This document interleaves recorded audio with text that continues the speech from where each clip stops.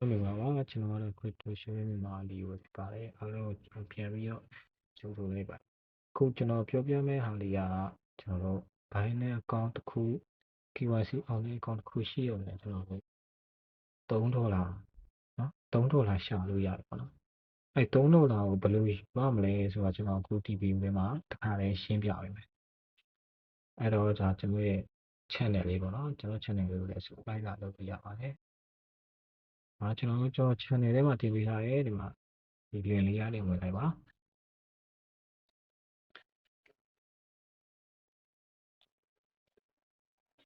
ဝင်ပြီးသွားလို့ရှိရင်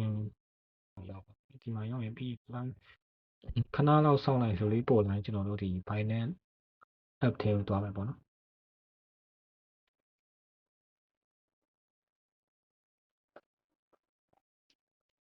ကျွန်တော် Binance app ထဲကိုရောက်ရင်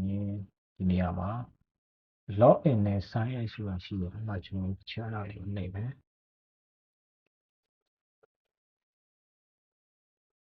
ကျွန်တော်အဲ့ဒါလေးနှိပ်ပြီးတော့ဒီမှာကျွန်တော်တို့ account ဖောက်ခိုင်းတယ်ပေါ့နော် account တစ်ခုဒါကျွန်တော်ဘယ်လိုဖောက်မလဲဒီမှာကျွန်တော်ပြပေးမယ်ကျွန်တော် Gmail account ရှိဖို့တော့ပေါ့နော် Gmail တစ်ခုရှိရတယ်လို့ရတယ်ကျွန်တော်ဒီမှာ Gmail ကိုကျွန်တော်ခုန account ခေါ်ထားတယ်ကျွန်တော်ပြပေးမှာ Binance တို့ကျွန်တော်ဟောက်ထားတဲ့ Gmail ပေါ့နော်ဒါအဲ့ Gmail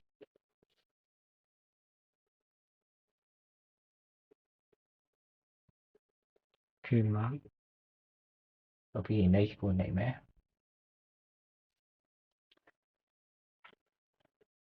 next ကိုနေပြီးမှကျွန်တော် Gmail တွေကိုပေါ့နော် verify code တစ်ခုပို့ပြီးကျွန်တော်အဲ့ဒါ site ထည့်ပေးရ Okay ဒီမှာပေါ့နော် code ချလာပြီကိုလေးလေးရှစ်အဲ့ဒါလေးကိုဒီမှာထည့်ပေးရမယ်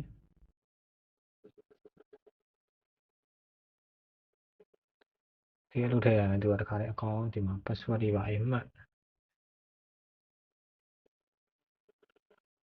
ဒီရပြီရောတခါလေ account ပါဖို့ဒီမှာကျွန်တော်အဲ့ဆိုရင်အဆင်ပြေသွားပြီ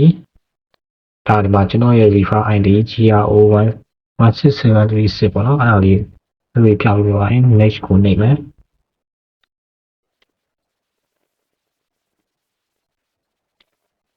โอเคကျွန်တော်တို့ဒီမှာ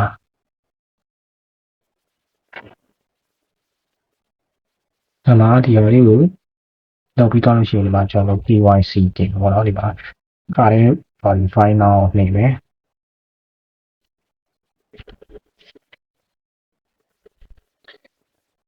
ဒီမှာ verify မှာဆိုရင်ကျွန်တော်တို့ verify အမှကျွန်တော်မပုံနေရှိရင်မပုံတင်နဲ့တင်ပါမပုံတင်မရှိရင်တခြား license လေးပိုင်းလည်းရတယ် license လေးပါလေးနဲ့ဆိုရင်လည်းအဆင်ပြေပေါ့နော်ပြီးတော့ဒီမှာ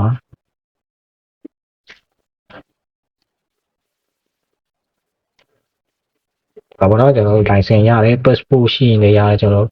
license နဲ့ passport ကျွန်တော်တက်တန်းမကုန်သေးတယ်ပေါ့နော်အဲ့လိုမျိုးဟာမှရမယ်တကယ်လို့တက်တန်းကုန်ပြီသားဆိုရင်လုံးဝမရပါဘူး ID ကတ်နဲ့ဆိုရင်တော့အဆင်ပြေပါတယ်ဒါပေမဲ့ခါလေးကျ ID ကတ်နဲ့ကြာနည်းနည်းမရရလေးဖြစ်တယ်ကျွန်တော် driver license နဲ့ဆိုရင်မြန်တယ်သူကတခါလေးအချက်လက်တွေအကုန်လုံးမှန်ကန်တယ်ကျွန်တော်အဲ့ဒါဆိုရင်ကျွန်တော်မြန်ပါတယ်ရတာ driver license ကိုရွေးပြီးအမှာ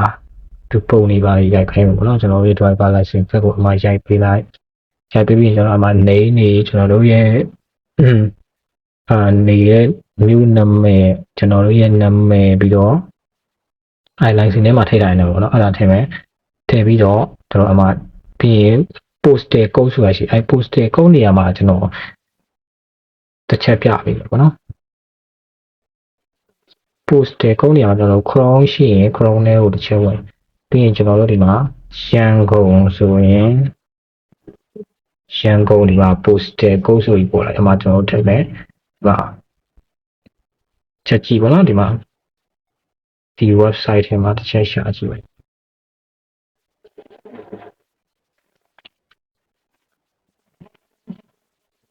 ဒီမှာဆိုရင်ဗျာအလုံးနဲ့ပဟန်းဘူးတစ်ထောင်အမှဒါသာလို့နေတဲ့မြို့ဗျာနေတဲ့မြို့ရဲ့ postal code စာပို့တင်ဒေတာလို့လည်းခေါ်တယ်အဲ့ဒါကိုကျွန်တော်ဒီမှာအလုံးဆိုရင်13လုံး21ဗဟန်းဆိုရင်1123ညတဲ့အဲ့လိုမျိုးအခဏလေးအဲ့ postal code ကိုအမှရိုက်ခဲ့ပြီးပါကျွန်တော်တို့ပြီးပြီဆိုရင်ကျွန်တော်တို့အကုန်လုံး ပြီးရင်မျက်နှာစကန်ဖတ်မယ်ဖတ်ပြီးရင်သူ့လိုခိုင်းနေတာလေမျက်လုံးမိတ်ခိုင်းမယ်ပါဇက်တွေပါဟာခိုင်းမယ်ခေါင်းရမ်းခိုင်းမယ်ခေါင်းခိုင်းမယ်သုံးခုတော့လောက်ခိုင်းတယ်သူကသုံးခုလောက်ပြရတယ်ကျွန်တော်တို့စောင့်ရမယ်ကျွန်တော်တို့ရဲ့ဒီတင်ထားတယ်ပေါ့နော် KYC တင်ထားတဲ့ဟာကိုစောင့်မယ်ကျွန်တော်တို့ verify ဖြစ်ပြီဆိုတာနဲ့သူကလုံးဝ email ကနေရောapplication ရရော notice ပို့ပေးလိမ့်မယ် congratulations you complete the KYC ပါညာပေါ့နော်အဲ့လိုမျိုးပို့လာပြီဆိုရင် brother တို့ကောင်ကလုံးဝ KYC အောင်ပါပြီ KYC အောင်ပြီဆိုတော့ခုနက campaign တွေကို join လိုက်တာ ਨੇ အဲ့လိုတင်ပြီးတာ ਨੇ ကျွန်တော်တို့ KYC အောင်တဲ့ account တစ်ခုရမယ် KYC အောင်တဲ့ account တစ်ခုရပြီးတာ ਨੇ ကျွန်တော်တို့ဒီ campaign ကိုလုပ်လို့ရပြီပေါ့နော်အဲ့ campaign တကယ်လို့ကျွန်တော် link ရနေပြီးတော့ join ခဲ့တဲ့လူဆိုရင်ကျွန်တော်လုံးဝဒီ event ဒီ campaign ပြီးတာ ਨੇ 3 USDC ရမယ်ပေါ့နော်$3ရမယ်ပြီးတော့ brother အနေနဲ့ brother စီမှာနောက်လို့စီမှာပေါ့နော်ဘယ်လိုမိဘဆွေမျိုးတငယ်ချင်းတွေပါရှိရင်သူတို့ရဲ့မှတ်ပုံတင် or passport driver license တခုခုရှိရတဲ့ brother အနေနဲ့ brother တို့ရဲ့အခုဖွင့်လိုက်တဲ့ account ရပေါ့နော်ကျွန်တော်လိုမျိုး account ရဲ့အဲ campaign မှာကျွန်တော် invite ဆိုတာကိုရှိနေမယ်။ကျွန်တော်တစ်ချက်ပြပေးမယ်။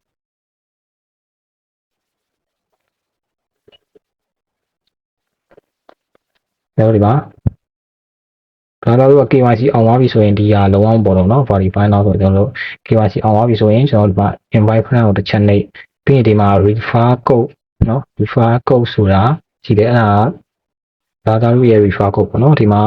link ရနေတခါတည်းကျွန်တော်တို့မျိုးလောက်ခိုင်းမယ်ဆိုရင်ရတယ် link ရနေဆိုပြီးပို့ပြီးမြန်တဲ့ refer code တွေပါတွေက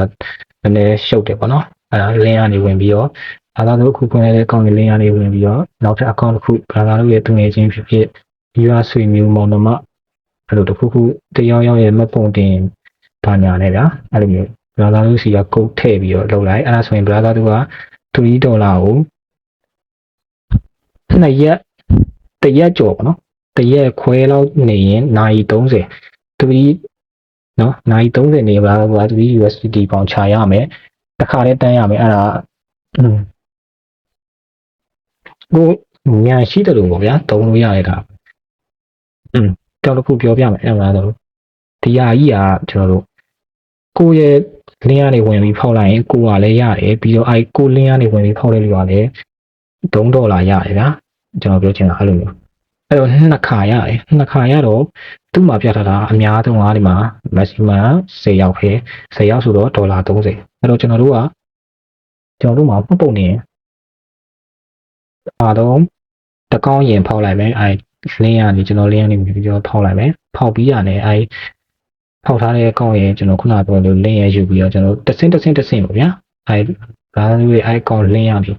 ပြန်ပြီးတော့ဖောက်ရင် brother တို့ကလည်းaccount ဖောက်တိုင်း brother တို့ဖောက်လိုက်တဲ့ account တိုင်း KYC အောင်တယ်ဆိုရင် brother တို့ချက်ချင်း$3ကို30နာရီတွင်းမှာရလိမ့်ပါမယ်30နာရီကျော်ရင်လည်းကျော်ပါမယ်တွင်းမှာရတယ်ပြီးတော့ brother တို့ခုနောက်ထပ်ဆက်ဖွင့်လိုက်တဲ့ account 10ကောင်ရှိမယ်ဆိုရင်10ကောင်ကနေပဲကျွန်တော်တို့တကောက်ကို$3စီရမယ်ဗျာဒီ campaign ပြီးတော့အဲ့ဒါတော့ဒီ campaign ပြီးမှရမယ်ပေါ့နော်